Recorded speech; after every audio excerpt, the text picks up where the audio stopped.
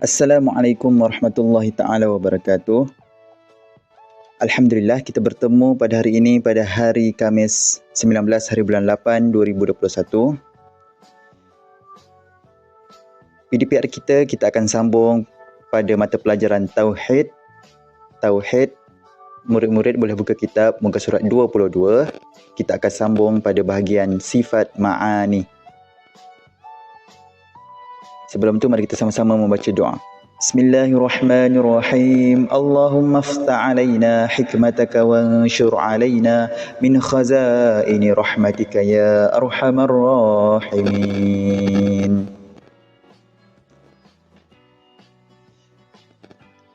Baik, pada minggu lepas kita telah belajar 4 bahagian sifat yang wajib bagi Allah Ta'ala. Bahagian sifat yang wajib bagi Allah Ta'ala. Pada minggu lepas kita telah belajar nafsiyah dan bahagian salbiyah. Dan pada hari ini kita akan belajar sifat ma'ani. Ada 7. 1, 2, 3, 4, 5, 6, 7. Qudrah, iradah, ilmun, hayah, sama', basar dan kalam. Maknawiyah pada minggu hadapan.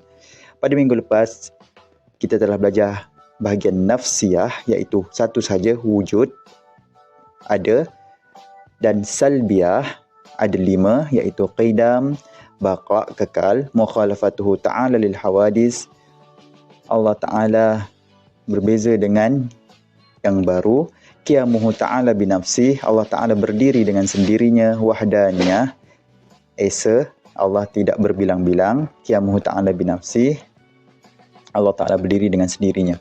Okey, pada hari ini kita akan masuk pada sifat ma'ani.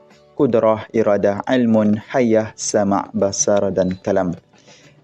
Kita akan pergi pada sifat ma'ani. Apa itu ma'ani? Makna sifat ma'ani adalah kalimah ma'ani. Kalimah ma'ani itu pecahan kalimah makna. Ma'ani itu adalah makna. Makna adalah bahasa Melayu. Maksud. Ertinya di dalam bahasa Melayu, erti atau tujuan. Erti atau tujuan. Seperti mendengar ialah makna yang terbit daripada telinga. Telinga tujuannya untuk apa? Untuk mendengar. Mulut tujuannya untuk apa? Untuk berkata-kata. Maka dikatakan Tuhan itu bersifat makna. Jua, iaitu sifat mendengar, dengan tiada sifat telinga, kerana ia mendengar bukan dengan telinga. Allah maha mendengar, Allah maha berkata-kata, Allah maha melihat. Tetapi Allah tidak sama dengan makhluk, kerana Allah mendengar bukan guna telinga. Maka dikatakan Tuhan itu bersifat makna jua, iaitu sifat mendengar dengan tiada sifat telinga, kerana ia mendengar bukan dengan telinga. Allah maha mendengar, tapi tidak menggunakan telinga. Maka jadilah tujuan sifat ma'ani itu ialah sifat yang ada lagi tetap berdiri pada zat Allah Ta'ala. Sifat ma'ani itu ialah sifat yang tetap berdiri pada zat Allah. Sifat ma'ani itu ada pada Allah Ta'ala. Seperti mendengar, melihat, berkata-kata, qudrah. Itu mesti ada pada zat Allah Ta'ala. Kerana Allah maha sempurna. Maka apabila kita kata kuasa, menghendaki, mengetahui, mendengar, melihat, hidup, dan berkata-kata, perkataan ini menunjukkan ada sifat-sifat tersendiri yang berdiri pada zat Allah Ta'ala. Kuasa, qudrah. Menghendaki, iradah. Mengetahui, ilmun. Mendengar, sama'. Melihat, basar. Hidup, hayah. Dan berkata-kata, mutakalliman. Perkataan ini menunjukkan ada sifat-sifat tersendiri. Ini semua ni ada sifat-sifat tersendiri yang ada pada zat Allah Ta'ala. Zat ni apa? Iaitu diri. Diri Allah Ta'ala. Memang ada pada zat Allah Ta'ala, tapi kita tidak tahu bagaimana. Kalau manusia mendengar menggunakan telinga, kalau melihat menggunakan mata, kalau berkata-kata menggunakan mulut, tapi Allah Ta'ala lain daripada makhluk.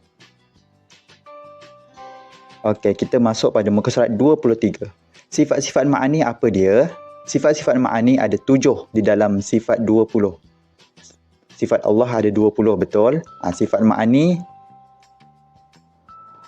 ada 7 daripada 20 itu, iaitu kudrah, kekuatan, iradah, kehendak, ilmun, berilmu, mengetahui, hayah, hidup, sama', mendengar, basar, melihat, kalam, berkata-kata. 7 ini adalah sifat ma'ani bagi Allah Ta'ala.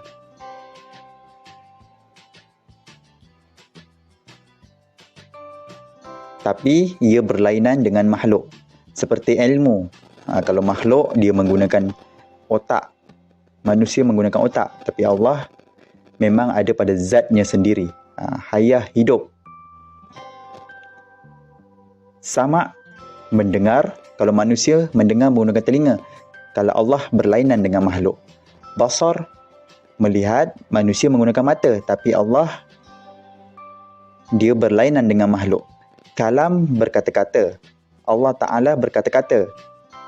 Manusia juga berkata-kata. Tapi manusia menggunakan mulut. Tapi Allah lagi luas. Dia berlainan dengan makhluk.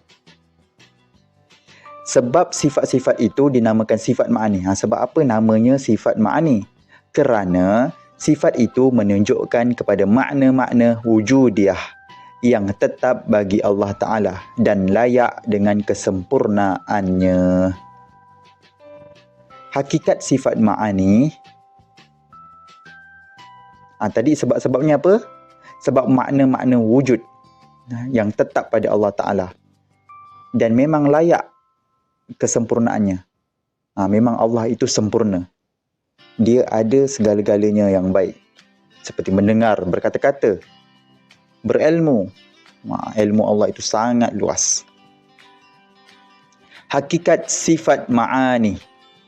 Hakikatnya iaitu sifat wujudiyah yang tetap berdiri pada zat Allah Ta'ala, yang menyebabkan ada perkara yang lain iaitu ma'nawiyah. Sifat-sifat ini ada pada hati dan fikiran, zihnu, dan ada pada luar fikiran, kharij. Ia dinamakan juga sifat wujudiyah. Itulah hakikat sifat ma'ani. Untuk tugasan murid-murid, salin sifat-sifat ma'ani ada 7 ini di dalam buku tulis. Dan buat kitab buku BLA tajuk sifat ma'ani. Itu sahaja untuk tugasan. Kita belajar apa tadi? Kita belajar sifat ma'ani. Minggu lepas kita dah belajar nafsiyah dan salbiah. Pada hari ini kita belajar sifat ma'ani, iaitu kudrah, iradah, ilmun, hayah, sama', basar dan kalam. Kudrah, kekuatan, iradah, kehendak, ilmu, berilmu. Allah Ta'ala berilmu. Hayah, Allah Ta'ala hidup. Sama', Allah Ta'ala mendengar. Basar, Allah Ta'ala melihat. Kalam, Allah Ta'ala berkata-kata. Tetapi tidak sama macam makhluk. Memang ada makna tersendiri pada zat Allah Ta'ala. Itu sahaja pembelajaran kita pada hari ini. Buat tugasan yang telah diberikan. Assalamualaikum warahmatullahi ta'ala wabarakatuh. Sila dengan mula sampai habis.